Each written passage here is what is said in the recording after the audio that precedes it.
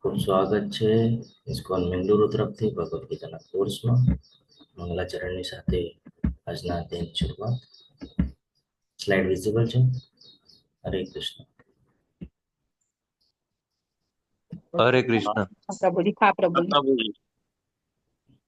ઓમ જ્ઞાનતિમિરાન્ધસ્ય જ્ઞાનાંજનશલાકયા ચક્ષુરુન્મિલિतं येन તસ્મૈ શ્રી ગુરુવે નમઃ. શ્રી ચૈતન્ય મનોભીષ્ટં સ્થાપિतं येन ભૂતલે સ્વયં રૂપ કદા મह्यं દદાતિ સ્વપદાન્તિકम्. વંદેહં શ્રીગુરુ શ્રીયુતપદકમલં શ્રીગુરુन् વૈષ્ણવાંશ્ચ શ્રીરૂપં સાગ્રજાतं સગણ રઘુનાથાન્વિतं तं સજીવં સાદ્વૈतं સાવધૂतं પરિજનસહિतं શ્રીકૃષ્ણ ચૈતન્યદેવं શ્રીરાધાन् કૃષ્ણપાદાन् સહગણ લલિતા શ્રીવિશાખાન્વિતંશ્ચ હે કૃષ્ણ કરુણા સિંધુ દીનબંધુ જગતપતે ગોપેશ ગોપિકા કાંત રાધાકાંત નમોસ્તુતે. તપ્ત કાંચન ગૌરાંગી શ્રી રાધે વૃંદાવનેશ્વરી વૃષભાનુસુતે દેવી પ્રણમામી હરિપ્રિયે. વાંછાકલ્પતરુભ્યશ્ચ કૃપા સિંધુભ્ય એવ ચ પતિતાનાં પાવનેભ્યો વૈષ્ણવેભ્યો નમો નમઃ. નમો ઓમ વિષ્ણુપાદાય કૃષ્ણપૃષ્ઠાય ભૂતલે શ્રીમતે ભક્તિવેદાંત સ્વામિન ઇતિ નામિને નમસ્તે સારસ્વતે દેવે ગૌરવાણી પ્રચારિણે નિર્વિશેષ શૂન્યવાદી પાશ્ચાત્ય દેશતારિણે. જય શ્રી કૃષ્ણ ચૈતન્ય પ્રભુ નિત્યાનંદ શ્રી અદ્વૈત ગદાધર શ્રીવાસ આદિ ગૌર ભક્ત વૃંદ. હરે કૃષ્ણ કૃષ્ણ કૃષ્ણ હરે હરે, હરે રામ રામ રામ હરે હરે. હરે હરે કૃષ્ણ સર્વને. કૃષ્ણ. હરે કૃષ્ણ પ્રભુજી. હરે કૃષ્ણ પ્રભુજી. હરે કૃષ્ણ. રામ સર્વને.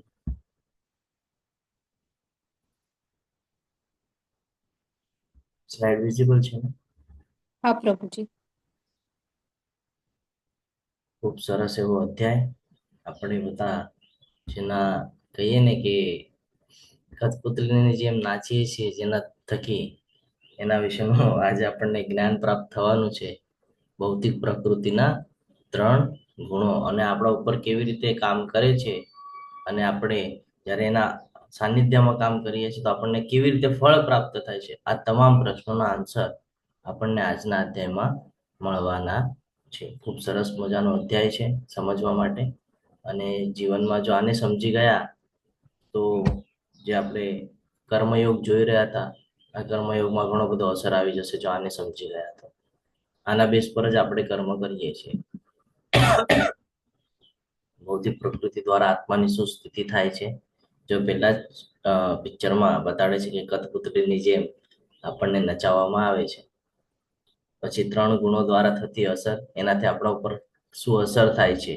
આપણે જે અલગ અલગ યોનિની વાત કરતા હતા, અલગ અલગ લોકની વાત કરતા હતા, ત્યાં જવા માટે સૌથી મૂળ એટલે આ કારણ છે કે આ માયાદેવી છે આપણા ઉપર પ્રભાવ નાખે છે, અને આપણે એના પ્રભાવ હેઠળ જે પ્રમાણે કર્મ કરીએ છીએ એ પ્રમાણે આપણે આગળની ગતિ થાય છે. 3 ગુણોથી આગળ કેવી રીતે વધવું એ પણ આપણે આજના અધ્યાયમાં જાણીશું. રાઈટ સાઈડમાં એક પિક્ચર બતાડવામાં આવેલું છે. એમાં 9 ઋષિઓ બતાડવામાં આવેલા છે, જેમના દ્વારા આગાહી કરવામાં આવેલી હતી કે કળિયુગમાં ભગવાન પ્રથમ તબક્કામાં જ આવશે. તો આ ઋષિઓના નામ કોઈને ખબર છે? હરે કૃષ્ણ.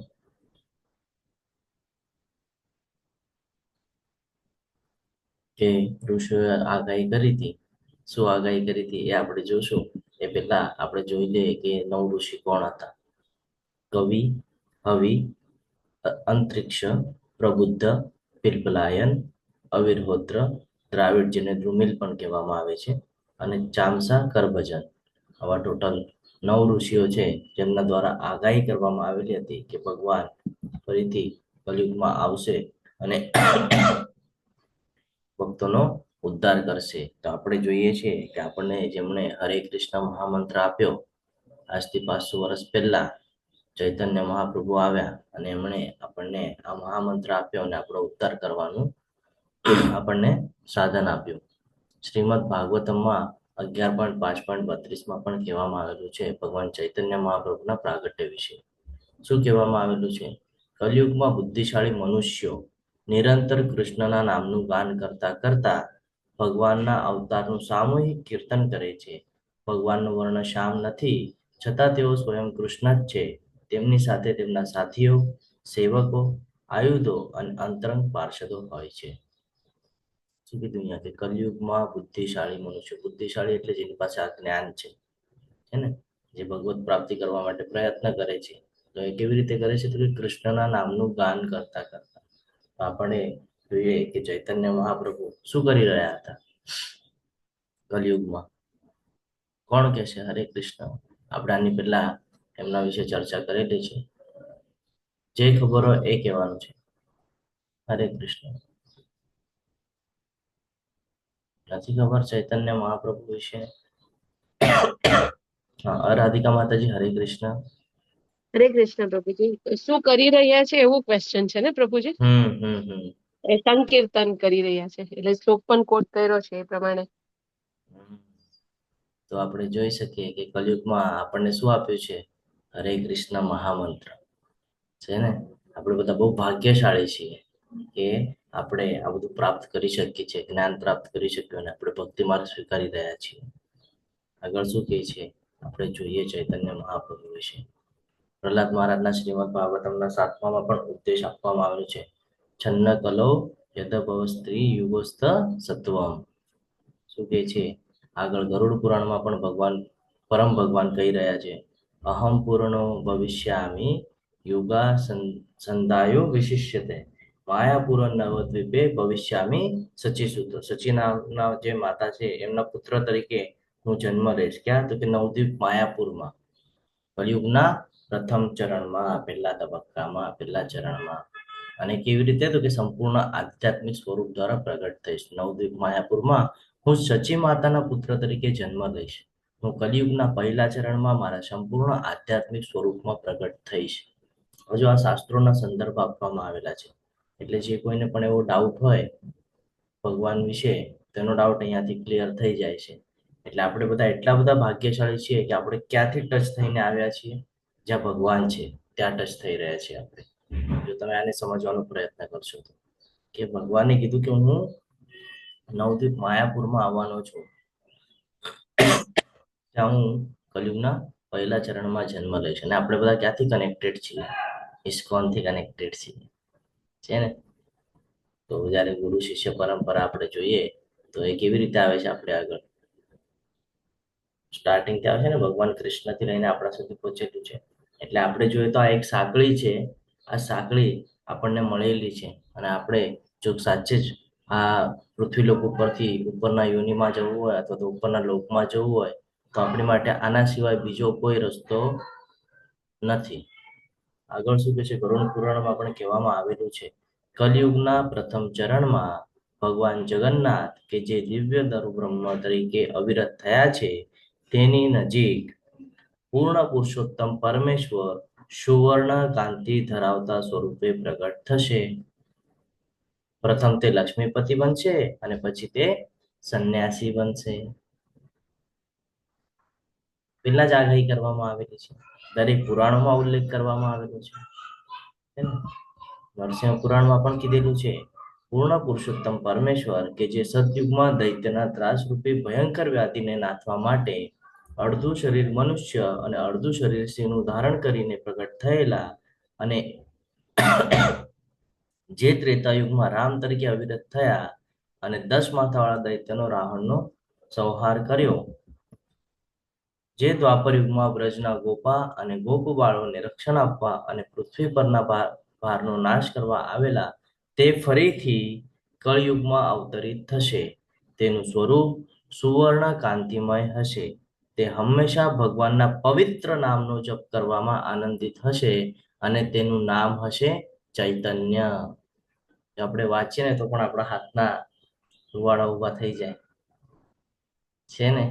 તો આપણે ક્યાંથી કનેક્ટેડ છીએ અને આપણે ક્યાં જવાનું છે અને આપણી પાસે માર્ગ કયો મળેલો છે, તો આપણે બહુ ભાગ્યશાળી છીએ કે આપણે અહીંયા અટેચ થયા. પદ્મ પુરાણમાં ભગવાનના પરમ વ્યક્તિત્વ વિશે કહે છે, હું આ પૃથ્વી પર કલયુગના પ્રથમ ચરણમાં ભાગીરથી નદીના તટ પર આવેલા સુંદર પ્રદેશ પર પ્રગટ થઈશ. હું ગૌર વર્ણ સુવર્ણ સમાન કાંતિ ધરાવીશ અને સચીપુત્ર તરીકે જન્મ લઈશ. પદ્મ પુરાણમાં ઉલ્લેખ છે. તમે જો પદ્મ પુરાણ કોઈ દિવસે વાંચ્યું હોય, સાંભળ્યું હોય તો તમને જ્ઞાન થશે. અથર્વવેદમાં પણ પરમ પુરુષ વિશે કહે છે. શું કીધેલું છે? કલિયુગમાં 4000 વર્ષ વીતી ગયા પછી અને 5000 વર્ષ પહેલા હું પૃથ્વી પર અવતરિત થઈશ. હું ગંગાના કિનારે પૃથ્વી પર પ્રગટ થઈશ. હું ઊંચો અને સંત બ્રાહ્મણ ભક્ત બનીશ. મારી પાસે ઉચ્ચ વ્યક્તિના તમામ શુભ લક્ષણો હશે. હું ત્યાગ સંન્યાસનું પ્રદર્શન કરીશ. મારામાં તમામ શુભ સંકેતો હશે. હું ભક્ત બનીશ. ભક્તિ યોગનો અભ્યાસ કરીશ. હું મારી પોતાની ભક્તિમય સેવાનો રસ ચાખીશ. ભગવાન કહે છે, હું પોતે જ અવતાર લઈશ અને હું આ તમામ બાબતો કરીશ. તો હવે ભગવાને આપણને આ જ્ઞાન પ્રાપ્ત કરવા માટે જે ઓપોર્ચ્યુનિટી આપી છે ને, એ આપણે તક ગુમાવવાની નથી. આજે આપણે 14મા અધ્યાય સુધી પહોંચેલા છીએ અને જે 14મા અધ્યાય સુધી પહોંચે એ પેશન્સ વાળા લોકો હોય કે એમને જિજ્ઞાસા હોય. આપણે જે 4 પ્રકારના મનુષ્યો જોયા કે જે ભગવાનની શરણમાં જતા હોય એમાં કેલ્ક્યુલેટ થાય છે. નહીં તો આટલા બધા લોકો છે, કેમ જોઈન નથી કરી શકતા, કેમ આવી નથી શકતા, કેમ સમય નથી કાઢી શકતા? કારણ કે ઈચ્છા જ નથી. જ્યાં સુધી તમારી ઈચ્છા નહીં થાય ત્યાં સુધી તમે આગળ વધી શકો નહીં. કારણ કે મનને આપણા કંટ્રોલમાં રાખવાનું છે. આપણે મનના કંટ્રોલમાં રહેતા હોઈએ છીએ, તો આપણી સૌથી મોટી ભૂલ છે, ડિસએડવાન્ટેજ છે. શરૂઆત કરીએ આજના અધ્યાયની. શ્રી ભગવાન વાચ પરમ ભૂય પ્રવક્ષ્યામિ જ્ઞાનાનામ જ્ઞાન ઉત્તમમ યજ્ઞાત્વા મુનય સર્વે પરમ સિદ્ધિમ ઇતો ગતઃ. કે પરમ સિદ્ધિ પ્રાપ્ત કરેલી છે. શેનાથી? તો હવે જે જ્ઞાન આપીશ ને એનાથી સિદ્ધિ પ્રાપ્ત કરે છે. શું કે છે? પૂર્ણ પુરુષોત્તમ પરમેશ્વર બોલ્યા, હવે હું તને સર્વ જ્ઞાનોમાં સર્વશ્રેષ્ઠ જ્ઞાન કે જેને જાણીને બધા મુનિજનો પરમ સિદ્ધિ પામ્યા છે તે વિશે ફરીથી કહીશ. અને પહેલા પણ આપણને કીધેલું છે જ્ઞાન, દિવ્ય જ્ઞાનમાં કીધેલું ભગવાને આપણને. ફરીથી આપણને યાદ અપાવે છે, કારણ ભૂલી જઈએ આપણે, એટલે ફરીથી આપણને રિમાઇન્ડર કરાવી રહ્યા છે. તો શું કે છે અહીંયા? ઇદમ જ્ઞાનમ ઉપાશ્રિત્ય મમ સાર્ધમ્ય માગતા સર્ગે અપી જાયન્તે પ્રલયેન વ્યથંતિ ચ. આ જ્ઞાનમાં સ્થિર થવાથી મનુષ્ય મારા જેવી દિવ્ય પ્રકૃતિ પ્રાપ્ત કરી શકે છે. આ પ્રમાણે સ્થિત થવાથી તે સર્જન સમયે જન્મ લેતો નથી કે પ્રલય કાલે વ્યતીત થતો નથી. એટલે શું કીધું છે? આપણને એ તો ખબર છે કે આત્મા, એની ગતિ એ આપણા ઉપર ડિપેન્ડ કરે છે કે આપણે એને સારા લોકમાં, સારી યોનિમાં લઈ જવાનું છે કે પતન કરી ખરાબ લોકમાં કે ખરાબ યોનિમાં લઈ જવાનું છે. પણ જો આ જ્ઞાનમાં સ્થિર થઈ જશું, આજે જે જ્ઞાન આપણને પ્રાપ્ત થશે એમાં જો આપણે સ્થિર થઈ જશું, તો કે જે એ કોઈ પણ વખતે સર્જન સમય જન્મ લેતો નથી કે પ્રળયકાળે વ્યતીત થતો નથી. એટલે કોઈ પણ સિચ્યુએશન આવે તો એનાથી આપણને ફરક પડતો નથી, કારણ કે આપણું ધ્યેય ક્લિયર છે. આપણે શું કરવાનું છે? ગોલોક વૃંદાવન જવાનું છે, ભગવત પ્રાપ્તિ કરવાની છે. એટલે આપણે ભક્તિ માર્ગ સ્વીકારેલો છે અને આજે જે જ્ઞાન પ્રાપ્ત થશે એ આપણને ભક્તિ માર્ગમાં સહકાર્ય રૂપ થઈ રહેશે. અહીંયા ખૂબ સરસ શ્લોક છે, સમજજો. સર્વયોનિષુ કૌન્તેય મૂર્તય સંભવંતિયા તાસામ બ્રહ્મ મહત્યોનિર અહમ બીજ પ્રદ પિતા.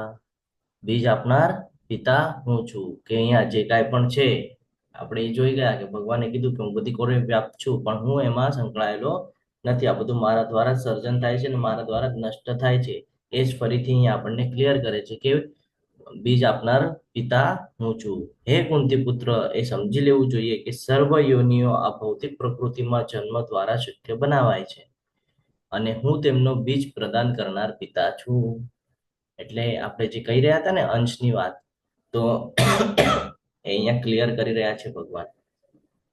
પછી બ્રહ્માજી હોય ગર્ભોદક્ષાય વિષ્ણુ હોય, શિરોદક્ષાય વિષ્ણુ હોય, દેવી દેવતાઓ હોય, નક્ષત્ર હોય, છે ને, જે કાંઈ પણ છે, ઋષિઓ, મનુષ્ય, 84 લાખ યોનિઓ, આ બધું ભગવાનના હેઠળ થઈ રહ્યું છે. એ અહીંયા ભગવાન આપણને ક્લિયર કરી રહ્યા છે કે બીજ આપનાર પિતા હું જ છું. બાકી તો આ ભૌતિક પ્રકૃતિમાં જે કાંઈ પણ છે એ બધું જન્મ દ્વારા શક્ય થાય છે, પણ એની ઉત્પત્તિ, એની શરૂઆત મારા દ્વારા જ કરવામાં આવેલી છે. અહીંયા આપણે સમજીએ ને, શું આપણે ભગવાન દ્વારા વિકસિત કે સર્જન કર્યું છે? હરે કૃષ્ણ. શું લાગે છે? શું શું સમજાય છે આના પરથી તમને? હરે કૃષ્ણ.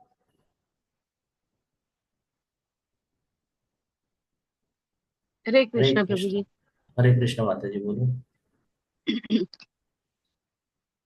આ ભગવાને જ આપણા માટે બધું ક્રિએટ કરેલું છે કે મારો એટલે મારા છોકરાઓ જાય ભૌતિક જગતમાં તો હેરાન નહીં થાય એમ, એટલે બધી સુવિધા ભગવાન દ્વારા જ આપણાને પૂરી પાડવામાં આવી છે. હમ. હા બોલો પ્રભુજી. જયંત પ્રભુજી. હરે કૃષ્ણ. હરે કૃષ્ણ પ્રભુજી. આ ચિત્રમાં એવું દેખાડ્યું છે કે ભગવાનના અંશો દરેક પ્રાણી માત્રના શરીરમાં એક્ટિવ છે. હરે બોલ. હરે આપણે કૃષ્ણ. હરે કૃષ્ણ. આપણે આને એવી રીતે સમજીએ કે જે કાંઈ પણ સર્જન થઈ રહ્યું છે આ ભૌતિક પ્રકૃતિમાં સંપર્ક થવાને કારણે થાય છે, પરંતુ એનું જે બીજ પ્રદાન કરવાનું કામ છે એ ભગવાન દ્વારા જ કરવામાં આવેલું છે. આપણે જેટલા પણ જીવો છીએ, આ તમામ જીવોએ એના કર્મના અનુસાર, ઈર્ષ્યાના લીધે આ અલગ અલગ યોનિઓ પ્રાપ્ત કરેલી છે, અલગ અલગ લોક પ્રાપ્ત કરેલા છે. આપણે એ જાણવાનું છે, સત્યતા સમજવાની છે અને પોતાનો ઉદ્ધાર કરવાનો છે. આજે જીવ છે, આજે આપણને શરીર પ્રાપ્ત થયું છે, એને આપણે સારા બાબતમાં લગાડવાનું છે, જે કે આપણે ભોગવિલાસમાં લગાડીને એનું નુકસાન કરતા હોઈએ છીએ. તો એને યોગ્ય જગ્યાએ લગાડી અને આપણે ભગવત પ્રાપ્તિ કરવાનો પ્રયત્ન કરવાનો છે, જેનાથી શું થશે? આપણે સારી યોનિ પ્રાપ્ત કરવાની છે.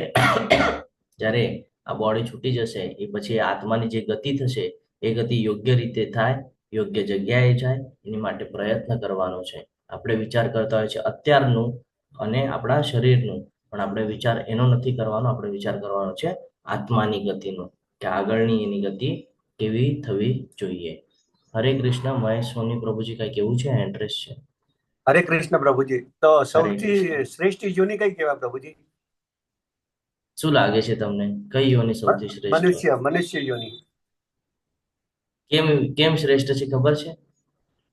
એ જે પણ જે એને કર્મ પોતે કરી શકે, જે ઈચ્છા હોય એ પ્રમાણે. એને એને હા બોલો. જોઈ માતાજી, બોલો. હરે કૃષ્ણ.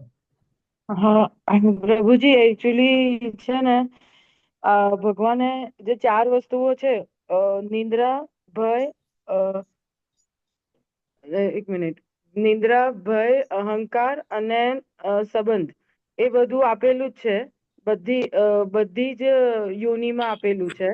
પણ ભગવાને મનુષ્યને બુદ્ધિ આપેલી છે કે બુદ્ધિનો યુઝ છે ને એ ભગવત પ્રાપ્તિમાં કરીને એમના બધા પાપોથી મુક્ત થઈને ગોલોકધામે જઈ શકે. અગર ભલે ભગવાન, એટલે ત્રીજા ચેપ્ટરમાં ભગવાન કહે છે બી ખરા, અગર મને નથી પૂછતા તો તમે બીજા દેવી દેવતાઓને પૂજીને બી તમે ઉચ્ચ લોકમાં તો જશો જ, પણ પાછા તો પૃથ્વી ઉપર આવશો જ. પણ એટલીસ્ટ એટલે ભગવાને આપણને એવી બુદ્ધિ આપી છે કે આપણે ભગવત પ્રાપ્તિ માટે આપણે એનો યુઝ કરી શકીએ એમ. હા રાધિકા માતાજી. હરે કૃષ્ણ. હરે કૃષ્ણ પ્રભુજી. એટલે જે હરે ક્વેશ્ચન હતો કે કૃષ્ણ. સર્વશ્રેષ્ઠ મનુષ્ય યોની છે, અને માતાજીએ કીધું તે પ્રમાણે કે આહાર, નિદ્રા, ભય, મૈથુન, એ 4 પ્રવૃત્તિ છે તે બધા જ જીવોમાં જોવા મળે છે. પણ મનુષ્ય જ એક એવો છે કે જે પોતે સમજી શકે છે કે હું કોણ છું, ભગવાન કોણ છે, ભગવાન સાથે મારો સંબંધ શું છે. એટલે મનુષ્ય સૌથી શ્રેષ્ઠ છે. હરી બોલ. ખૂબ સરસ. તો આપણને એ યોનિ પ્રાપ્ત થઈ છે. હવે એનો આપણે કેવી રીતે ઉપયોગ કરીએ છીએ એ આપણને દરેકને ખબર છે. એનો કેવી રીતે ઉપયોગ થવો જોઈએ એ જ્ઞાન આપણને અત્યારે મળી રહ્યું છે, અને એને કેવી રીતે જીવનમાં આગળ વધારવું એ નિર્ણય આપણે લેવાનો છે. એટલે ભગવાને બધું આપણા ઉપર સોંપેલું છે ને. હવે અહીંયા ભગવાન આપણને ખૂબ સરસ રીતે અને એકદમ સરળતાથી સમજાવે છે, અને શ્રીલા પ્રભુપાદજી એને હજી સરળ કરી નાખ્યું છે. એકદમ સિમ્પલ કે કોઈ સાધારણ મનુષ્ય પણ આ વાંચી જશે ને તો પણ સમજી જશે ને કે એક્ઝેક્ટલી થઈ શું રહ્યું છે આપણી સાથે. આપણને આ જ સમજવું જરૂરી છે કે આપણી સાથે એક્ઝેક્ટલી થઈ શું રહ્યું હતું. સત્વ રજસ્તમ ઇતિ ગુણા પ્રકૃતિ સંભવા નિબધનંતિ મહાબાહો દેહે દેહીન અવ્યયમ. ભૌતિક પ્રકૃતિ 3 ગુણોની બનેલી છે. આજે આખું ભૌતિક પ્રકૃતિ જે કાંઈ પણ છે આ 3 ગુણો હેઠળ કામ કરે છે. તે સત્વગુણ, રજોગુણ તથા તમોગુણ. જ્યારે સનાતન જીવ પ્રકૃતિના સંસર્ગમાં આવે છે ત્યારે હે મહાબાહુ અર્જુન તે આ ગુણોથી બદ્ધ થઈ જાય છે. જેવું કોઈ પણ એક બોડી પ્રાપ્ત થઈ, કોઈ પણ એક યોનિ પ્રાપ્ત થઈ અને જેવું તમે જન્મ લીધો કે તમે તરત આ ગુણોના હેઠળ આવી ગયા. જેવા તમે આ સૃષ્ટિમાં આવ્યા અને જેવો જન્મ લીધો કે તરત આ લોકોનો પ્રભાવ તમારા ઉપર ચાલુ થઈ જાય છે. એ અહીંયાથી આપણને ક્લિયર થાય છે. સત્વગુણમાં વ્યક્તિના ગુણો કયા હોય કોઈને ખબર છે? સત્વગુણ, હરે કૃષ્ણ, કેવા ગુણ ધરાવે? અહીંયા હરે કીધું છે કૃષ્ણ પ્રભુજી. બોલો હરે કૃષ્ણ. જે પૂજા પાઠ કરતા હોય, જે કોઈની નિંદા ના કરતા હોય. તો આપણે અહીંયા જાણીએ એને ઇન ડિટેલ્સમાં. હે નિષ્પાપ, સત્વગુણ અન્ય ગુણો કરતા અધિક શુદ્ધ હોવાથી શું કીધું છે? શુદ્ધ છે. તો એ પ્રકાશ આપનારો છે, એટલે કે જ્ઞાન આપનારો છે અને મનુષ્યને સર્વ પાપ કર્મોમાંથી મુક્ત કરનારો છે. જે મનુષ્યો આ ગુણમાં અવસ્થિત હોય છે તેઓ સુખ તથા જ્ઞાનના ભાવથી બદ્ધ થઈ જાય છે. એટલે જો આપણે આપણા અંદર સત્વગુણને જો વિકસિત કરીએ તો એનો શું લાભ થાય છે કે આપણને જ્ઞાન પ્રાપ્ત થાય છે અને એ જ્ઞાન દ્વારા આપણે સુખ પ્રાપ્ત કરી શકીએ છીએ. આ સત્વગુણના લક્ષણો છે. અને સત્વગુણ કેવો છે? પ્રકાશ આપનારો છે. કારણ કે આપણે અંધકારમાં, આપણે અજ્ઞાનતામાં છીએ અને જ્ઞાન ક્યારે મળે છે આપણને? જ્યારે આપણે સત્વગુણમાં આવીએ છીએ ત્યારે. અને એને અધિક શુદ્ધ કીધું છે. એટલે બાકીના જે 2 ગુણો છે એના કરતા વધારે આપણા હિતનો છે. જેમાં આપણે વિવિધ પ્રવૃત્તિઓ કરીએ છીએ. અત્યારે આપણે શું કરીએ છીએ? સવારે ઉઠીએ, મંગળા આરતી કરીએ, જપ સેશનમાં જોડાઈએ, ભાગવતમમાં જોડાઈએ, બધા ક્લાસીસ કરીએ છે ને, કીર્તન કરીએ. આજે સન્ડે છે તો ઇસ્કોન ટેમ્પલમાં ઘણા બધા લોકો વિઝિટ કરશે. ત્યાં જઈને કંઈક ને કંઈક સેવા લઈએ, કંઈક ને કંઈક સેવા કરીએ. તો આ બધું શેમાં આવે છે? આ બધું આવે છે સત્વગુણમાં. આનાથી શું થાય? આપણામાં જ્ઞાન વધે અને જ્ઞાનના બેઝ પર આપણે શું કરીએ? ભક્તિ માર્ગમાં આવવાનો પ્રયત્ન કરીએ. જ્યારે આપણે ભક્તિમાં આવીએ છીએ તો ભગવાને કીધું કે જ્યારે તું ભક્તિ કરીશ તો તને એક પ્રકારની શાંતિની અનુભૂતિ થશે. તો એ જ સમજવા જેવું છે. રજોગુણના વ્યક્તિઓ શું કરે છે? આપણે બધા પણ રજોગુણમાં છીએ. એમ નથી સમજવાનું કે આપણે ભક્તિ કરીએ તો આપણે સત્વગુણમાં છે. તો રજોગુણ કોને કહેવાય? અહીંયા કીધું છે કે હે કુંતી પુત્ર, રજોગુણી ઉત્પત્તિ અમર્યાદિત ઈચ્છાઓ તથા તૃષ્ણાને કારણે થાય છે અને આથી જ દેહધારી જીવ સકામ કર્મથી બદ્ધ થઈ જાય છે. આપણે જે કાંઈ પણ કર્મ કરીએ છીએ, આપણે જોયું હતું કે બીજા અધ્યાયમાં કીધેલું, આપણને શું કીધેલું બીજા અધ્યાયમાં? કોને યાદ છે? રજોગુણના રિલેટેડ જ હતું. શું કરીએ છીએ આપણે જીવનમાં? ભોગ ભોગવવાનો પ્રયત્ન, ઇન્દ્રિય તૃપ્તિના સાધનો ગોતીએ છીએ, કંઈક જોઈ જઈએ છીએ, મનને કહીએ છીએ, વિચાર કરીએ છીએ, પછી એની માટે પ્રયત્ન કરીએ છીએ. મળે તો વધારે લોભ વધે છે, ન મળે તો ગુસ્સે થઈ જાય છે. તો એ જ અહીંયા કંટ્રોલ કરવાની વાત એટલા માટે ત્યાં કરેલી હતી કે જો એના ઉપર કંટ્રોલ હશે, જો તમારા મન બુદ્ધિ ઉપર કંટ્રોલ હશે તો આ સિચ્યુએશન ક્રિએટ થશે નહીં. કઈ સિચ્યુએશન? તો કે રજોગુણ વાળી. શું છે રજોગુણમાં? તો કે અમર્યાદિત ઈચ્છાઓ.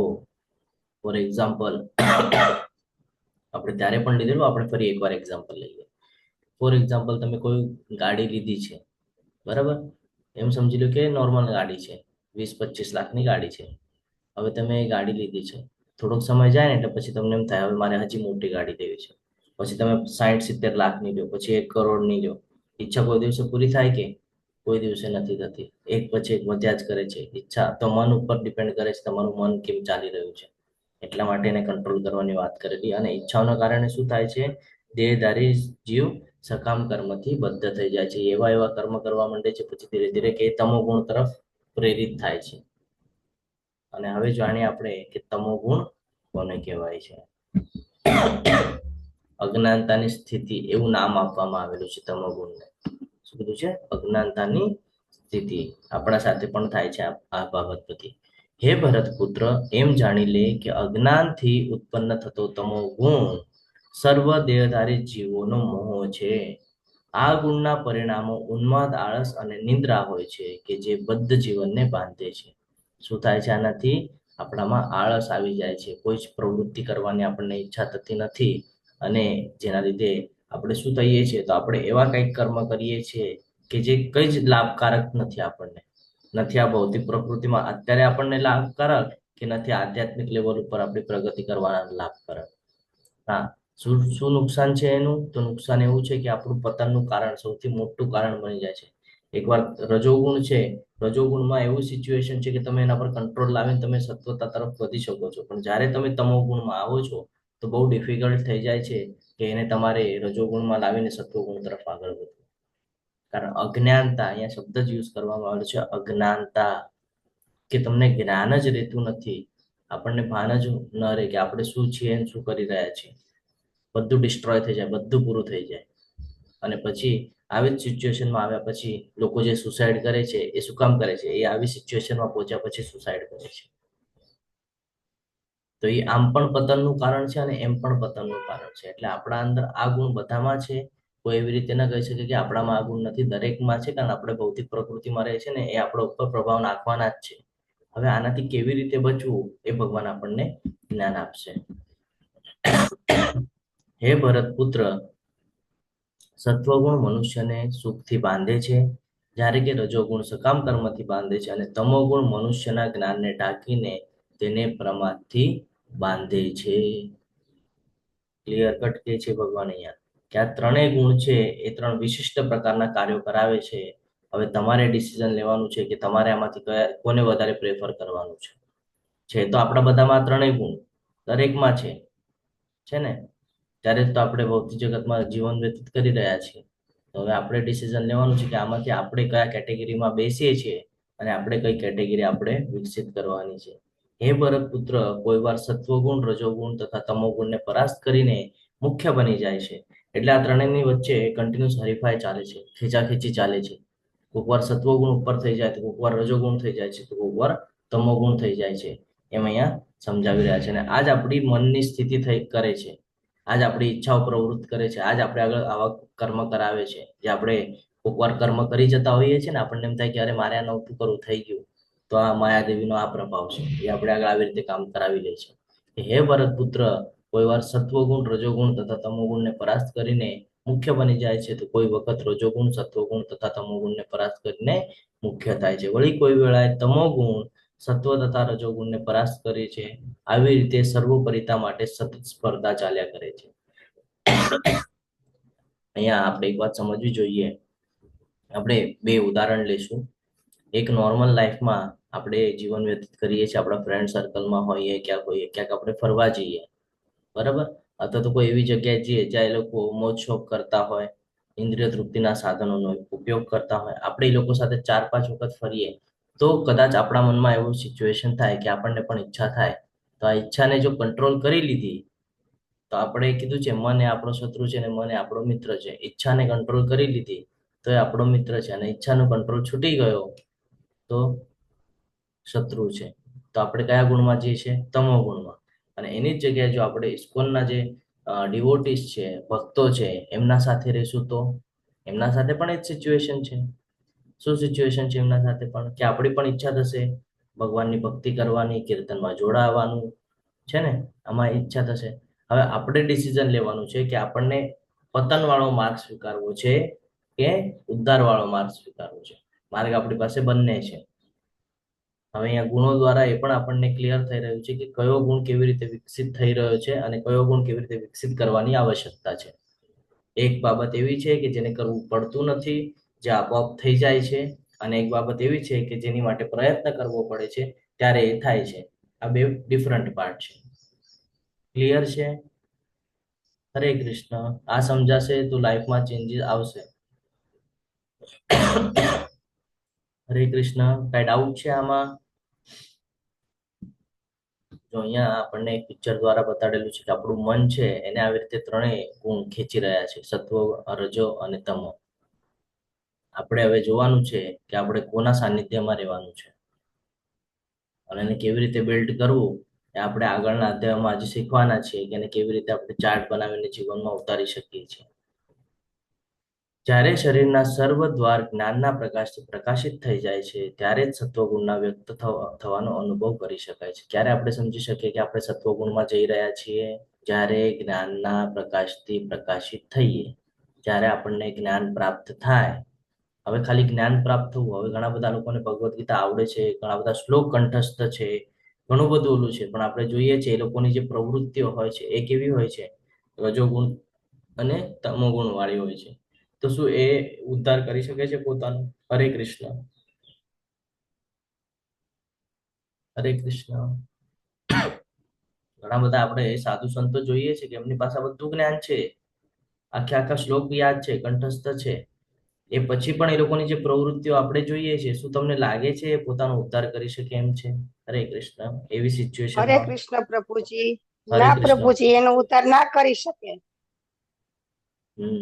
જય માતાજી. હરે કૃષ્ણ. હરે કૃષ્ણ પ્રભુજી. ના પ્રભુજી, એ ઉદ્ધાર નહીં કરી શકે, કેમ કે એ છે ને સાચા ગુરુ શિષ્ય પરંપરાથી જ્ઞાન નથી લેતા. એ એમની રીતે વાંચે છે અને જે જે છે એના પ્રમાણે અર્થ કાઢે છે. એટલે એના લીધે લોકો એમનો ઉદ્ધાર ના કરી શકે. આપણે સાચા ગુરુ પાસે જઈએ તો જ આપણે સત્વગુણમાં જઈ શકીએ, અને સત્વગુણમાંથી આપણે શુદ્ધ સત્વગુણમાં જઈ શકીએ. હરિ બોલ. હા, રાધિકા માતાજી. હરે કૃષ્ણ. હરે કૃષ્ણ પ્રભુજી. જ્ઞાન હોવાથી જ ઉદ્ધાર નથી થઈ શકતો, એને જીવનમાં આચરણ લાવવું ખૂબ જરૂરી છે. જ્યાં સુધી આચરણ નહીં હોય ત્યાં સુધી આપણે નહીં કરી શકીએ. હરિ બોલ. તો આપણે એના ઉપરથી સમજવાનું છે કે ભગવાન અહીંયા આપણને હિન્ટ આપી રહ્યા છે કે જ્ઞાનના પ્રકાશિત થઈ જાય છે. સત્વગુણના વ્યક્ત થવાનો અનુભવ ક્યારે કરી શકાય? જ્યાં સુધી જીવનમાં એને લાવશો નહીં, જ્યાં સુધી એને જીવનમાં ઉતારશો નહીં, ત્યાં સુધી તમને સમજાશે નહીં. તો જીવનમાં ઉતારવું આ બહુ મહત્વનો પાર્ટ છે. આપણે જ્ઞાન તો અર્જિત કરી રહ્યા છે, જ્ઞાન તો ઘણું બધું પ્રાપ્ત કરી રહ્યા છે, પણ એને જીવનમાં ઉતારી નથી શકતા ને, એટલે લાઈફમાં ચેન્જીસ નથી આવતા. ઘણા બધાને જે થાય કે મારા જીવનમાં દુઃખ છે. ચેન્જીસ કરવાનો પ્રયત્ન તો કરો, જીવનમાં ઉતારો તો સહી. જ્યારે જીવનમાં ઉતરશો, શરૂઆતમાં થોડી તકલીફ થશે, કારણ કે તમે ચેન્જ કરી રહ્યા છો ને. કોઈ પણ બાબત ચેન્જ થાય તો તકલીફ થાય. જ્યારે આપણા ઋતુઓ પણ ચેન્જ થાય છે તો એનો અસર માનવીઓ ઉપર પડે જ છે. એ લોકોની જે શારીરિક પ્રવૃત્તિઓ છે એમાં ચેન્જીસ આવી જાય છે. ઘણા બધાને મેચ ન થાય તો તબિયત ખરાબ થઈ જાય છે વાતાવરણના લીધે. તો ચેન્જીસ થાય ત્યારે તકલીફ તો થવાની જ છે, પણ એ તકલીફ પછીનું જે ફાયદો છે, જે લાભ છે, એ મહત્વનો છે. તો એ જાણવું જરૂરી છે કે જ્ઞાન પ્રાપ્ત થઈ ગયા પછી એને જ્યાં સુધી આપણે જીવનમાં નહીં ઉતારીએ ત્યાં સુધી આપણે એને વ્યક્ત થવાનો અનુભવ કરી શકાતો નથી. હે ભરત શ્રેષ્ઠ, જ્યારે રજોગુણમાં વધારો થઈ જાય છે ત્યારે અત્યંત આસક્તિ વધે છે, સકામ કર્મ, ઉગ્ર ઉદ્યમ, અનિયંત્રિત ઈચ્છા તથા લાલસાના લક્ષણો પ્રગટ થાય છે. ઘણી બધી સમયે આપણને કોઈ બાબત પ્રત્યે એટલી બધી આસક્તિ આવી જાય છે જે આપણે આગળ ખરાબ કામ કરાવવા માંડે છે ને, કે નહીં મને આ પ્રાપ્ત કરવું છે, મને આ જોઈએ છે, આ શક્તિ આવી જાય છે. પછી આપણે એવા પ્રકારના કર્મ કરીએ છીએ, શામ દામ દંડ ભેદ. એટલે એનાથી શું થાય છે કે આપણા ઉપર આપણો કંટ્રોલ નથી, અને પછી આપણે આપણા ઉપર કંટ્રોલ રાખતા નથી. તો એવા કર્મ કરી લઈએ છીએ જે આપણને કર્મના બંધનમાં પણ બાંધે છે, અને એનું ક્યાંક બીજ રોપાઈ જાય છે, ને પછી આગળ જઈને એને આપણને નુકસાન ભરપાઈ કરવી પડે છે, જેના પરથી પછી આપણે પોતાને દુઃખી જણાવતા હોઈએ છીએ કે નહીં મારા જીવનમાં આવું જ થયું, ઓલું જ થયું. શું કામ થયું? ઈચ્છાઓ રાખી એટલે. શું કામ થયું? ખોટા કર્મ કર્યા એટલે. આસક્તિ વધી ગઈ હતી, નિયંત્રણ નહોતું પોતા ઉપર, અને એવા પ્રકારના કર્મ કર્યા જેનું અત્યારે ફળ ભોગવી રહ્યા છીએ. આપણે પણ એ જ કરી રહ્યા છીએ. આપણે કેટલા પણ આમ આપણને લાગે કે આપણે બહુ ખુશ છીએ, પણ એક વાસ્તવિકતાનો તમે વિચાર કરો કે તમે જન્મ લીધો ત્યારથી અત્યાર સુધી શું તમે સુખી જ રહ્યા? દુઃખ પણ આવ્યું ને જીવનમાં. શું કામ? કર્મોના લીધે. એટલે આપણા કર્મો સુધારવા હશે તો આપણને આ ગુણો સમજવા જરૂરી છે. આગળ વધીએ. હે ગુરુપુત્ર, જ્યારે તમો ગુણમાં વૃદ્ધિ થઈ જાય છે ત્યારે અંધકાર, જડતા, ઉન્માદ અને મોહ વ્યક્ત થાય છે. અંધકાર, કોઈ જ રસ્તો નજર ન આવે, કોઈ જ રસ્તો નહીં. અને જ્યારે રસ્તો નજર નથી આવતો ત્યારે હતાશ થઈને પછી સુસાઇડ જેવા કેસીસ આપણે જોતા હોઈએ છીએ. આપણામાં પેશન્સ હોતા નથી, અને પછી આપણે શું કરી નાખીએ છીએ? સુસાઇડ જેવા વિચારો કરીને એવા ગેરમાર્ગે જઈએ છીએ. જ્યારે સુસાઇડ કરે એટલે બળજબરી આપણે આ શરીરમાંથી આત્માને બહાર કાઢવાનો પ્રયત્ન કરીએ છીએ ત્યારે એની જે ગતિ થાય છે ને એ વિશે પણ આપણા પુરાણોમાં આપેલું છે. વાંચો કોકમાં ખબર પડશે કેવી ગતિ થાય છે. તો આપણને આટલું જ્ઞાન પ્રાપ્ત થાય છે, આટલું સરસ આપણને ઓપોર્ચ્યુનિટી મળે છે, આટલું સારું પ્લેટફોર્મ મળેલું છે, તો આપણે એનો ઉપયોગ એવી રીતે કરવો જોઈએ. ઘણા બધા લોકો સાંભળીને છોડી દે છે. કેમ? તો મનને પટે ને અમુક બાબત હોય જે આપણા મનને આપણું મન એક્સેપ્ટ કરે કે હા ઠીક છે આ બરાબર છે. અમુક બાબતો એમ કે નહીં નહીં આ તો મને નથી પટી રહ્યું છે ને. તો હવે આપણે ડિસિઝન લેવાનું છે કે આપણી માટે યોગ્ય શું છે અને યોગ્ય શું નથી. આ ગુણોમાં લોકો ક્યાં જશે? સત્વ ગુણમાં જો હશે મનુષ્ય તો કેવા કર્મ કરેલા હશે આપણને બધાને ખબર છે, અને એને કેવું લોક પ્રાપ્ત થશે સત્વમાં હશે તો. હરે કૃષ્ણ. હમણાં જ ચર્ચા કરી હતી આપણે. બોલો અરાધિકા માતાજી. હરે કૃષ્ણ. તત્વમાં હરે હશે તો કૃષ્ણ. ઉપરના લોકોમાં જશે પ્રભુજી. જો સત્વમાં હશે, સત્વ ગુણમાં કન્ટિન્યુઅસ કર્મ કરશે તો ધીરે ધીરે શું થશે? ઉચ્ચતર લોક પ્રાપ્ત થશે. આપણે આની પહેલા એક ચકડોળ વાળું પિક્ચર જોયું હતું કે સારા કર્મો કરશે તો ભોગ ભોગવવા માટે જશે ઉપર, પણ ભોગ ભોગવા જશે તો પાછા નીચે આવશે. તો સેમ અહીંયા છે કે આ ગુણો દ્વારા પણ આપણને ઓપોર્ચ્યુનિટી મળેલી છે કે આપણે કયા જગ્યા પર જઈ શકીએ છીએ. સારા કર્મ કરશે તો ઉપર જશું, રાજસ તો ફરી પાછા ત્યાં ને ત્યાં રહેશું, અને તમસ તો આપણે નીચેના લોકમાં જશું, પતન કરી લઈશું પોતાનું. જ્યારે કોઈ મનુષ્ય સત્વ ગુણમાં મૃત્યુ પામે છે ત્યારે તેને મહર્ષિઓના એટલે કે ઉચ્ચતર વિશુદ્ધ લોકોની પ્રાપ્તિ થાય છે. અહીંયા સમજવા જરૂરી છે કે સત્વ ગુણમાં જો મનુષ્ય પોતાનો દેહ ત્યાગ કરે છે તો નિસંદેહ એ ઉપરના લોકમાં જાય છે, પરંતુ જે કર્મ કરેલા છે એના ભોગ ભોગવી લીધા પછી ફરી પાછો એ નીચેના લોકમાં આવવાનો છે. આમાં કોઈ શંકા રાખવાનું કારણ નથી. ભગવાને પહેલા જ ક્લિયર કરેલું છે. જે મનુષ્ય રજોગુણમાં મૃત્યુ પામનાર છે એ સકામ કર્મ કરનારાઓમાં જન્મ લે છે, અને તમો ગુણમાં મરનાર મનુષ્ય પશુ યોનિમાં જન્મ ગ્રહણ કરે છે. ઈચ્છા એવી હતી ને તમો ગુણની, આળસ ને એવું બધું અંધકાર હતું, અજ્ઞાનતા હતી. તો જે પ્રાણીઓ હોય એ લોકો પાસે તો બુદ્ધિ નથી હોતી, અજ્ઞાનતા જ હોય છે, કોઈ પ્રકારનું જ્ઞાન હોતું નથી. એવા લોકમાં મોકલી દે છે. જા બાબા ત્યાં. જેને રજોગુણ હોય એને રજોગુણમાં મોકલી દે છે કે તારા ઇન્દ્રિય તૃપ્તિના સાધનો બનવા છે ને, જા એ લોકમાં જા, એ જ કર્યા કર. ભગવાને આપણા ઉપર છોડી દીધું છે કે તને શું કરવું છે તું નિર્ણય લે. ભગવાને અર્જુનજીને પણ શું કીધું? જ્ઞાન આપ્યું, સિચ્યુએશન ક્રિએટ કરી આપી. યુદ્ધ કોને કરવું પડ્યું? અર્જુનજીને જ કરવું પડ્યું ને. કેવું હતું કે નહીં, ભગવાને કીધું તું બેસી રહે, બાકી હું બધું કરી નાખીશ. કર્યું નહીં. ભગવાને અર્જુનને શું કીધું? ઉઠ, ઊભો થા અને યુદ્ધ કર. ઉઠ, ઊભો થા અને યુદ્ધ કર. આપણી માટે પણ એવું જ છે. આપણને પણ બધી સિચ્યુએશન ભગવાને ક્રિએટ કરીને આપી દીધી છે, બધું આપણા હાથમાં સોંપી દીધું છે. હવે આપણે આપણા બુદ્ધિનો ઉપયોગ કરી ને ઊભું થઈ ને યુદ્ધ કરવાનું છે. ઇન સેન્સ કે આપણે યુદ્ધ શેની સાથે કરવાનું છે? તો આજે આપણા ખરાબ લક્ષણો છે, આજે ખરાબ પ્રવૃત્તિઓ આપણે કરી રહ્યા છીએ, આજે લોકમાં આપણે ફસાઈ ગયા છે, એના સાથે યુદ્ધ કરી ને આપણે સત્વતા કરીને આપણે ગોલોક વૃંદાવન જવાનો પ્રયત્ન કરવાનો છે. આ આપણું યુદ્ધ છે. આપણે પણ અત્યારે કુરુક્ષેત્રના યુદ્ધ મેદાનમાં જ ઉભા છે એવું સમજવાનું છે પોતાને, કે અહીંયા આપણે કોઈ મનુષ્ય સાથે યુદ્ધ નથી કરવાનું. આપણે જે ખરાબ આદતો છે, ખરાબ બાબતો છે, આપણે એની સાથે યુદ્ધ કરવાનું છે, અને આપણે ગોલોક વૃંદાવન જવા માટે પ્રયત્નશીલ રહેવાનું છે. એ અહીંયાથી આપણે સમજી શકીએ છીએ. પુણ્ય કર્મનું ફળ શુદ્ધ હોય છે અને તેને સાત્વિક ગુણમય કહેવાય છે, પરંતુ જો રજોગુણમાં કરેલું કર્મ દુઃખમાં પરિણમે છે. રજોગુણ, આપણે ઇન્દ્રિય તૃપ્તિના સાધનોની વાત કરતા હતા, તો એ હંમેશા દુઃખમાં પરિણમે છે. ફોર એક્ઝામ્પલ, આપણે કરોડ રૂપિયા ખર્ચો કરીને કોઈક મકાન બનાવ્યું હોય અને ભૂકંપ આવી જાય તો શું થાય? આખું ઘરનું સત્યાનાશ થઈ જાય ને, અને પછી આપણે દુઃખી થઈએ.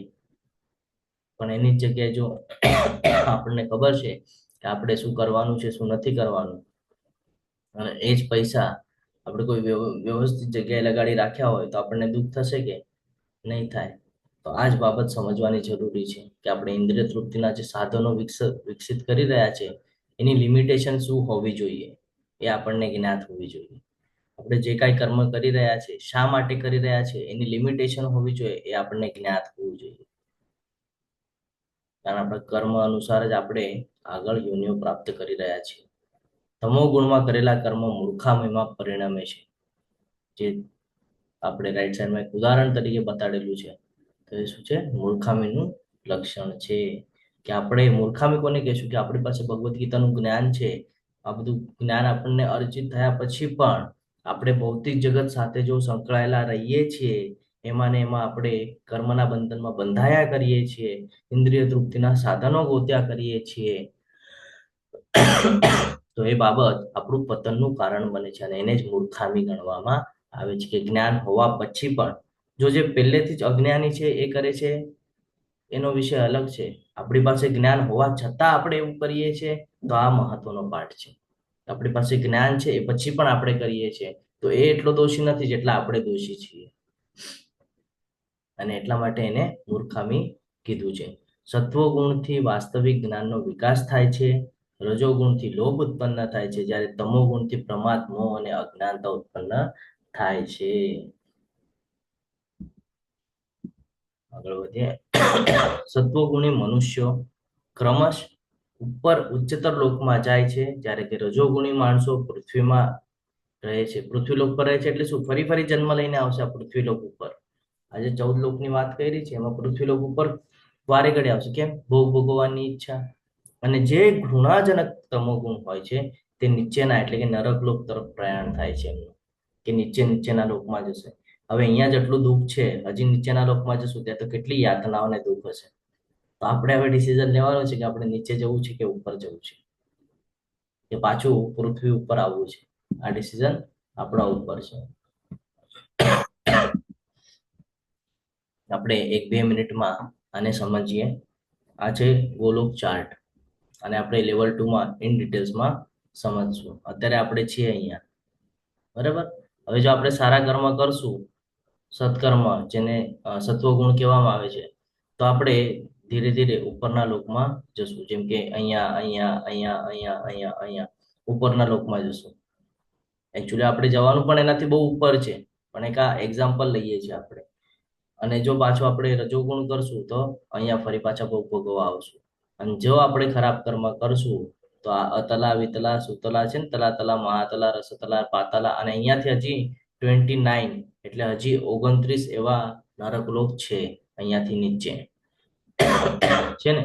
તો આ 3 જગ્યા છે આપણે નિશ્ચિત કરવાનું છે. એટલે કે છે ને 3 લોકના સ્વામી, 3 લોકના સ્વામી. શું કામ 3 લોક જ કે છે? જ્યારે કે લોક તો 14 છે. તો આ એક લોક જે ઉપરનું બતાડેલા છે, આ એક લોક, આ બીજું લોક, અને આ ત્રીજું લોક. આપણા ગુણો અનુસાર, આપણા કર્મો અનુસાર આપણે એમાં જતા હોઈએ છીએ. અહીંયા સુધી ક્લિયર છે? હરે કૃષ્ણ.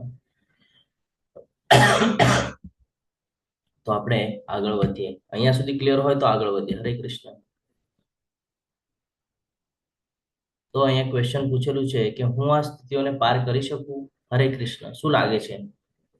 કરી શકીએ? આપણા હાથમાં છે, પોસિબિલિટી છે. નવા પાર્ટિસિપેન્ટને પણ રિક્વેસ્ટ કરીશ કે જો સમજાતું હોય તો અહીંયા ક્વેશ્ચન થવા જોઈએ, કારણ આ જીવનના રિલેટેડ ક્વેશ્ચન્સ છે બધા. વિનય પ્રભુજી બોલો. હરે કૃષ્ણ. જી, આપણે જો કૃષ્ણનો આશ્રય લઈએ, હરિનો આશ્રય લઈએ, અને શુદ્ધ સાત્વિક ભાવ આપણામાં ધીરે ધીરે જાગૃત થાય એવો પ્રયત્ન કરવામાં આવે, સાત્વિક વૃત્તિ આપણામાં જાગૃત થાય, તો ધીરે ધીરે એ સ્થિતિને પાર કરવા માટે કૃષ્ણ કૃપા થઈ શકે છે. હરિ બોલ. હરિ બોલ. હરે કૃષ્ણ. મહેશ પ્રભુજી બોલો. હરે કૃષ્ણ. હરે કૃષ્ણ પ્રભુજી. કર્મ ફળનો ત્યાગ કરી અને આપણે સ્થિતિને પાર કરી શકીએ. રાધિકા માતાજી. હરે કૃષ્ણ. હરે કૃષ્ણ પ્રભુજી. આપણાને આમાંથી પાર એ કરી શકે કે જે પહેલા મુક્ત હોય. તો જે ભગવાન શ્રી કૃષ્ણ છે, 3 ગુણોથી મુક્ત છે એમ. તો એમની શરણમાં જઈશું તો આપણે આ સ્થિતિને પાર કરી જઈશું. આપણે એક ઉદાહરણ પણ જોયું હતું છે ને, આપણે વાત કરેલી ટ્રસ્ટીની. જો મારી ઓળખ કોલેજના ટ્રસ્ટી સાથે હોય તો મને પ્રિન્સિપલની બીક હોય કે ન હોય? કારણ મને ખબર છે ટ્રસ્ટી તો આપણા ઘરના છે. એવી જ કંઈક સિચ્યુએશન છે અહીંયા પણ. શું કે જો મારો સંબંધ જો ભગવાન સાથે હશે, મેં બનાવી રાખ્યો હશે, હું કન્ટિન્યુઅસ ભગવાનના શરણમાં રહેતો હોઈશ, ભગવાનની ભક્તિ કરતો હોઈશ, ભગવાનની આરાધના કરતો હોઈશ, કોઈ પણ કર્મમાં ભગવાનને સેન્ટરમાં મૂકતો હોઈશ, તો મારે આનાથી ચિંતા કરવાની કોઈ આવશ્યકતા નથી. કેમ? તો હું ડાયરેક્ટ ભગવાનના ટચમાં છું. અને માયાદેવી પણ વિચાર કરશે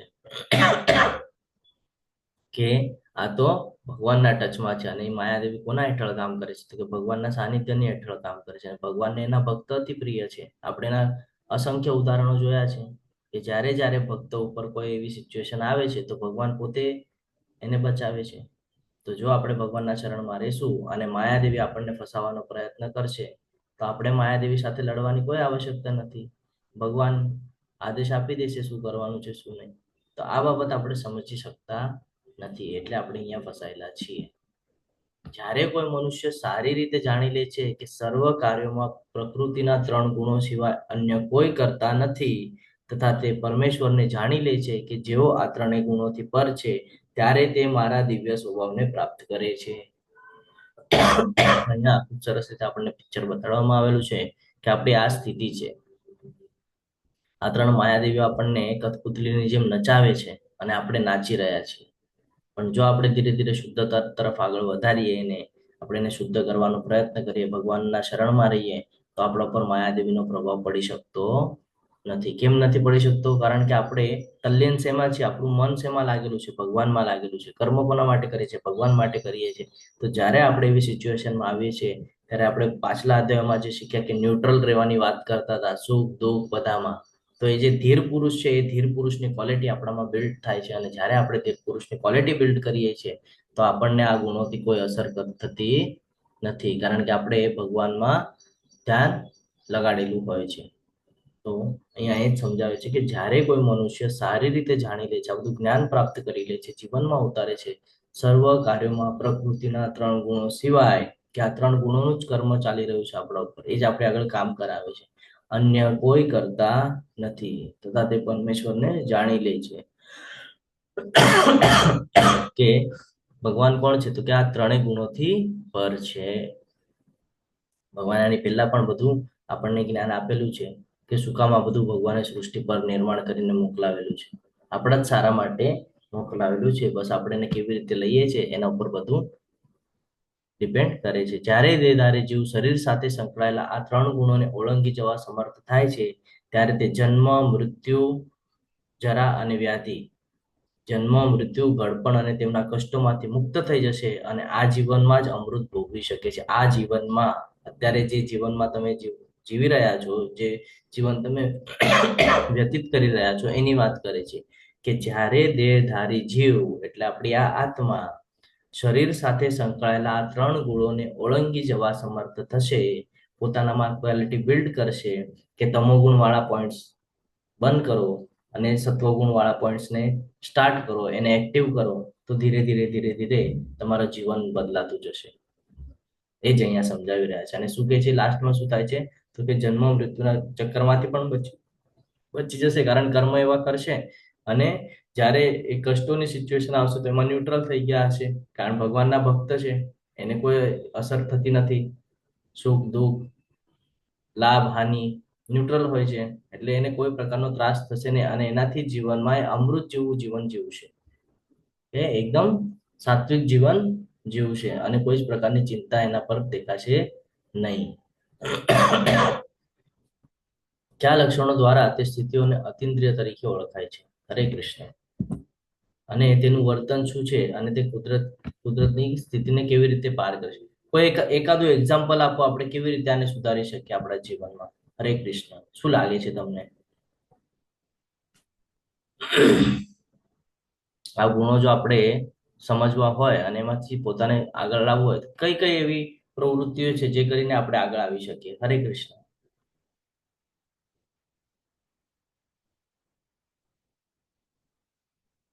બીજા કોઈને નથી ખબર? હરે કૃષ્ણ. રાધિકા માતાજી બોલો. હરે કૃષ્ણ. હરે કૃષ્ણ પ્રભુજી. આપને આ ગુરુ શિષ્ય પરંપરાના ઓથેન્ટિક સ્ત્રોતમાંથી જ્ઞાન લઈએ, સદગુરુના શરણે જઈએ, એમની સેવા કરીએ અને એમના પ્રશ્નો પૂછીએ તો ધીરે ધીરે આપનું આમાંથી સુધારો થઈ શકે પ્રભુજી. હરી બોલ. ખૂબ સરસ. એની માટે આપણને શરૂઆત કરવી પડશે. શરૂઆત ક્યાંથી કરવી પડશે? ભક્તો પાસેથી. કેવી રીતે? તો કે ભક્તોની સંગ રાખવાનો, એની પાસેથી તમે અલગ અલગ પ્રશ્ન, તમારી સમસ્યા, તમારી અડચણ બધું પૂછી શકો છો, અને એ જે તમને માર્ગદર્શન કરશે, એ માર્ગદર્શનના હેઠળ તમે જો પોતાની પ્રવૃત્તિઓને સુધારશો તો નિશ્ચિતપણે એવો એક સમય આવશે કે જ્યારે તમારા જે ગુણો છે એમાં પરિવર્તન થયેલું જણાશે, અને ધીરે ધીરે તમારા જીવનમાં પણ પરિવર્તન થયેલું આપણને જણાશે. જોઈ માતાજી. હરે કૃષ્ણ. હરે કૃષ્ણ. બીજું એ બી છે કે તમે જે બી કાર્ય કરો છો, તમે તમારાથી જે બી કર્મ થાય છે, તો એ કર્યા પછી તમે એક મિનિટ માટે તમે એને વિચારો કે તમે જે કર્મ કર્યું છે એ કયા ગુણમાં કર્યું છે, સત્વ ગુણમાં, રજો ગુણમાં, તમો ગુણમાં. તો જ્યારે તમે પ્રેક્ટિસ કરશો એના પછી તમે એને નોટ ડાઉન કરો, અને 1 મંથ પછી તમે જ્યારે એને નોટ ડાઉન કર્યા પછી તમે જ્યારે એને જોશો તો તમને ઓટોમેટિકલી ખબર પડશે કે કયા ગુણમાંથી તમે કયા ગુણમાં તરફ જઈ રહ્યા છો, અથવા તો આ ટાઈમ પર તમારે કઈ રીતે પોતાના મન ઉપર કંટ્રોલ રાખવો કે એવી રીતે. હરી બોલ. હા, ગીતા પ્રિયા માતાજી. હરે કૃષ્ણ. હરે કૃષ્ણ પ્રભુ. હરે આપણે કૃષ્ણ. ગુરુ, શાસ્ત્ર અને સત્સંગ આ 3થી આપણે જોડાયેલા રહીશું તો પણ આપણે આ સ્થિતિને પાર કરી જશું આપણે. હરી બોલ. તો આપણે આમાંથી મુદ્દો એ લઈ શકીએ કે આપણે જો પોતે કરવાનો પ્રયત્ન કરીએ છીએ ને, તો અમુક સમય એવું થાય છે કે આપણું આપણા મન ઉપર કંટ્રોલ હોતું નથી, જેને લીધે આપણે પતનના તરફ જઈ રહ્યા છીએ. પણ જો આપણને કોઈ સમજાવે, કોઈ આપણા પર થોડું ઘણું પણ પ્રેશર નાખે, જેમ આપણા ફેમિલીમાં આપણે જોઈએ છે કે આપણા કુટુંબના પ્રમુખ હોય એને આપણે બધા થોડા રિસ્પેક્ટથી જોતા હોઈએ, અને એ આપણને કોઈ બાબત કહી દે તો આપણે એ સાંભળતા હોય છે. સેમ એજ આપણે જો ભક્તોના સંગમાં રહીશું અને ભક્તો આપણને કહેશે તો કદાચ આપણું મન એ સાંભળશે અને એના પર પરિવર્તન કરશે. પણ જો હું જ પોતાના મનને કહું કે નહીં, મારે આ ચેન્જ કરવું છે, મારે આ ચેન્જ કરવું, તો હું ખાલી કહીશ, પ્રવૃત્તિમાં નહીં લાવું. હું ખાલી કહીશ, પ્રવૃત્તિમાં નહીં લાવું. તો આ ફરક છે કે આપણે પોતે જાતે કરીને કરતા નથી, જ્યાં સુધી આપણે આગળ કોઈ કરાવતું નથી. આપણું નાનપણથી આ જીવન આવી રહ્યું છે. પણ જો આપણે આગળ કોઈ કરાવે, એની માટે આપણે 2.7, જ્યાં સુધી અર્જુનજીએ ભગવાનની શરણાગતિ ન કરી, ભગવાનને જ્યાં સુધી સાનિધ્યમાં ન ગયા, ત્યાં સુધી ભગવાને પણ જ્ઞાન આપ્યું કે ના આપ્યું. સેમ એજ આપણી માટે છે. જ્યાં સુધી આપણે જશું નહીં ત્યાં સુધી આપણને કઈ જ મળશે નહીં.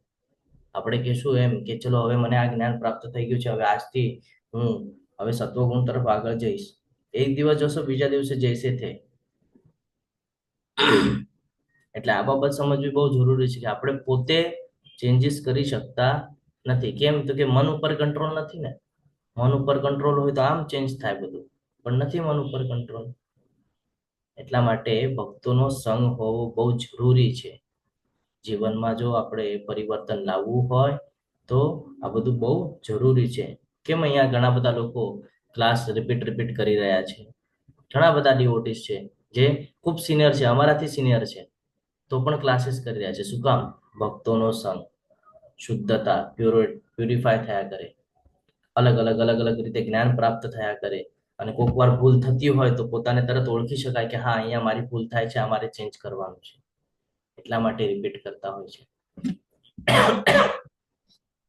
હવે અર્જુનજી અહીંયા પૂછે છે કે હે મારા પ્રિય પ્રભુ, જે મનુષ્ય આ 3 ગુણોથી પર થયેલો છે તેને કયા લક્ષણો વડે જાણી શકાય છે? તેનું આચરણ કેવું હોય છે? અને તે પ્રકૃતિના ગુણોને કેવી રીતે ઓળંગી જાય છે? હવે કે છે કે જે આ સિચ્યુએશનને પાર કરે છે એને કેવી રીતે આપણે ઓળખી શકીએ? તો અહીંયા 22 થી 25 જે શ્લોક છે એમાં જે ક્વોલિટીઓ કીધી છે એ ક્વોલિટી જો આપણામાં બિલ્ડ થઈ હોય તો આપણે સમજી શકીએ કે આપણે શુદ્ધતા તરફ આગળ વધી રહ્યા છીએ. પૂર્ણ પુરુષોત્તમ પરમેશ્વર બોલ્યા, હે પાંડુપુત્ર, જો મનુષ્ય પ્રકાશ, આસક્તિ તથા મોહ ઉપસ્થિત હોય, શું કે છે?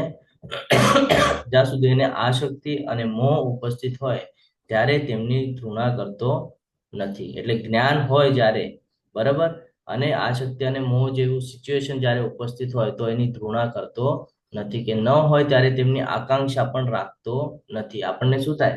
આપણને એ જ વસ્તુ જોઈતી હોય જે આપણી પાસે ન હોય. આનું એક ઉત્તમ ઉદાહરણ આપણે લઈએ તો ફોર એક્ઝામ્પલ, મારી પાસે કોઈ મોબાઈલ છે અથવા તો મારી પાસે કોઈ ગાડી છે, નવી લાવીશ ને તો હું રોજ એનું ધ્યાન રાખીશ, રોજ એને ધોઈશ, લૂછીશ, વ્યવસ્થિત ક્યાંય ક્રેચેસ પડતો નથી ને ચેક કરીશ, ધીરે ધીરે મહિનો થશે, 4 મહિના થશે, 6 મહિના થશે, વર્ષ થશે, પછી એના પર ઇગ્નોર એને. ધોવું હશે તો ધોઈશ, ધ્યાન રાખવું હશે તો રાખીશ. સેમ એઝ મોબાઈલ માટે. મોબાઈલ લીધો કોઈક નવો નવો છે, હું બહુ સંભાળીશ, એને લૂછ્યા કરીશ, ખિસ્સામાં વ્યવસ્થિત રાખીશ, એને ખરાબ ન થાય ધ્યાન રાખીશ, પ્રોપરલી એની સાવચેતી લઈશ. બરાબર. 6-8 મહિના વર્ષ થાય ને એટલે પછી આમ ઉપાડીને આમ સાઈડ પર ફેંકી દઈશ, ક્યાંય પણ મૂકી દઈશ. આવી સિચ્યુએશન થાય ને આપણી સાથે, થાય કે ન થાય?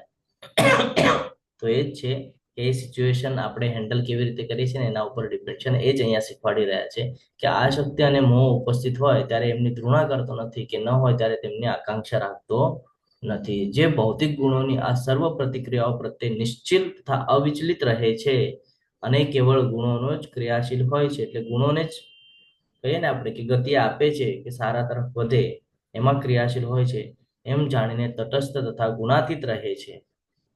જે પોતાની અંદર સ્થિત હોય છે અને સુખ તથા દુઃખને સમાન માને છે. ન્યુટ્રલ રહેવાની વાત આવી ફરીથી. જે માટીના ઢેફાને, પથ્થરને તથા સોનાની લગડીને સમાન દ્રષ્ટિએ જુએ છે. હવે અહીંયા ખૂબ સરસ આપણે ઉદાહરણ લઈએ તો અહીંયા શું કીધું છે? માટીનું ઢેફું, બરાબર, પથ્થર અને સોનું, આ ત્રણેય ડિફરન્ટ પાર્ટ છે. પણ આપણે શેના તરફ વધારે એટ્રેક્ટ થઈએ આ ત્રણેયમાંથી? સોના તરફ. કેમ? આપણને ખબર છે એની કિંમત વધારે છે, ઘરેણામાં એનો ઉપયોગ થાય છે. પણ જે મનુષ્ય ભગવાનનો ભક્ત બની જાય, ભગવાનના સાનિધ્યમાં હોય, તો એને એ જ્ઞાન પ્રાપ્ત હોય કે આ આખા સૃષ્ટિ પર જે કાંઈ પણ છે આ બધું ટેમ્પરરી છે અને મારે આ ઇન્દ્રિય શક્તિઓના વિષયોમાં મારે ફસાવાનું નથી. મારી માટે તો સોનું પણ માટી સમાન છે અને માટી પણ સોના સમાન છે. શું છે? સોનું પણ માટી સમાન છે અને માટી પણ સોના સમાન છે.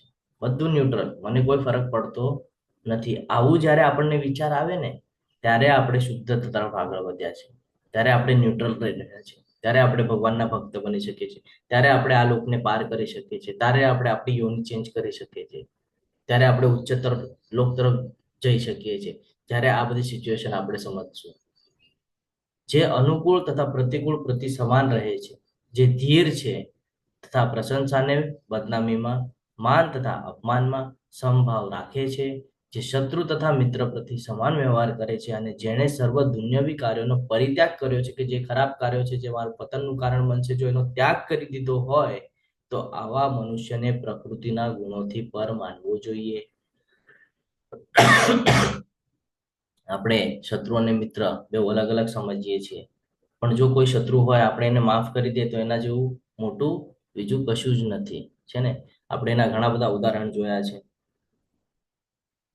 કે શત્રુ છે પણ એને માફ કરી દે, મિત્ર છે તો એને પણ નોર્મલ, બધા સાથે સમભાવ રાખવો, બધા સાથે વ્યવસ્થિત વર્તન કરવું, આ બહુ મહત્વનું છે જે આપણે નથી કરી શકતા આપણા જીવનમાં. ઉચ્ચ નીચ મતભેદ આપણે બહુ રાખતા હોઈએ છીએ, ઈર્ષ્યા ભાવ, આ જ આપણું પતનનું કારણ છે. બીજું શું છે? તો આ જ બાબતો જો આપણે સમજી જઈએ, આ જ બાબતોને જો કંટ્રોલમાં લાવશું તો આવા મનુષ્યને પ્રકૃતિના ગુણોથી પર માનવું જોઈએ કે એની ક્વોલિટી બિલ્ડ કરી રહ્યો છે અને હવે ઉચ્ચતર લોકમાં જવા માટે પ્રયાસ એનો સફળ થઈ શકે છે. જે મનુષ્ય સર્વ સંજોગોમાં ચૂક્યા વગર મારી અવિચળ ભક્તિમાં પરોવાયેલો રહે છે, તે તરત જ ભૌતિક પ્રકૃતિના ગુણોને ઓળંગી જાય છે અને તે બ્રહ્મપદ સુધી પહોંચી જાય છે. એટલે કે બ્રહ્માજીની જે સ્થિતિ છે, બ્રહ્માજી જે જગ્યા પર છે એ જગ્યા પણ પ્રાપ્ત કરી શકે છે. એ અહીંયા ભગવાન કહે છે. કોણ? તો કે સર્વ સંજોગોમાં, કેવી પણ સિચ્યુએશન હોય, ચૂક્યા વગર મારી અવિચળ ભક્તિમાં પરોવાયેલો રહે છે. આપણે ઘણા સમય એમ કરતા હોય, નહીં આજે તો મારે બહાર જવાનું છે, ટ્રાવેલિંગમાં છું, આજે હું ક્લાસ અટેન્ડ નહીં કરી શકું. કાં તો પછી આપણે નહીં આજે તો મારાથી કોઈ માળા નહીં થાય, આજે હું ઘણો બધો કામમાં છું, આજે માળા પોસિબલ નથી. તો આપણે આ સંજોગો અનુસાર ચાલી રહ્યા છે. પણ દરેક સંજોગોમાં જો મારે ભગવાનને સેન્ટરમાં રાખવા હોય તો હું શું કરીશ? કઈ પણ સિચ્યુએશન હોય, મારી તબિયત પણ ખરાબ છે તો પણ મારે ક્લાસ કરવો છે. કેમ? ભગવાનનું શ્રવણ થશે, ભગવાનની વાતો જાણવા મળશે, જ્ઞાન પ્રાપ્ત થશે, જેનાથી હું મારામાં ક્વોલિટી બિલ્ડ કરી શકું. તો એ જ અહીંયા સમજાવે છે કે જે અવિચળ ભાવે ભક્તિમાં પરોવાયેલો રહે છે તે તરત જ ભૌતિક પ્રકૃતિના ગુણોને ઓળંગી જાય છે. શું કામ? સતત જ્ઞાન પ્રાપ્ત, સતત ભક્તોનો સંગ, ખરાબ ટેવોથી દૂર રહે છે. જ્યારે સારી તરફ તમે આગળ વધો તો ઇનડાયરેક્ટ તમે ખરાબ ટેવોથી દૂર જતા હો છો. એટલા માટે અહીંયા કહે છે કે જ્યાં સુધી આપણે પોતાનામાં ક્વોલિટી બિલ્ડ નહીં કરીએ ત્યાં સુધી આ બધું પોસિબલ થશે નહીં. અને હું જ તે નિર્વિશેષ બ્રહ્મનો આશ્રય છું, કે જે બ્રહ્મની ઉપાસના કરે છે અથવા તો આપણે પણ જે વિચાર કરીએ છીએ કે બ્રહ્મલોક સુધી જવાનું, બ્રહ્માજીની જે સ્થિતિ છે એ સ્થિતિ પ્રાપ્ત કરવાની, તો ભગવાન કે છે તે નિર્વિશેષ બ્રહ્મનો આશ્રય પણ હું જ છું, જે અમર્ત્ય, અવિનાશી તથા સનાતન છે અને અંતિમ સુખની સ્વાભાવિક સ્થિતિ છે. આપણે તો ગોલોક વૃંદાવન જવાનું છે, ઘણું દૂર છે, પણ સિમ્પલ લાઈન આપી છે આપણને કે આપણે આ લાઈન ઉપર ચાલી ને આપણે ભગવત પ્રાપ્તિ કરી શકીએ છીએ. અહીંયા સુધી ક્લિયર છે? હરે કૃષ્ણ. તમે બધાએ મને ખૂબ શાંતિપૂર્વક સાંભળ્યો. હરે કૃષ્ણ. તમે બધાએ ખૂબ શાંતિપૂર્વક સાંભળ્યો એ માટે હું તમારા બધાનો ખૂબ ખૂબ આભારી છું. આ સાથે આપણો આજનો અધ્યાય અહીંયા પૂર્ણ થાય છે. વાંછા કલ્પતરુભ્યશ્ચ કૃપા સિંધુભ્ય એવ ચ પતિતાનાં પાવનેભ્યો વૈષ્ણવેભ્યો નમો નમઃ.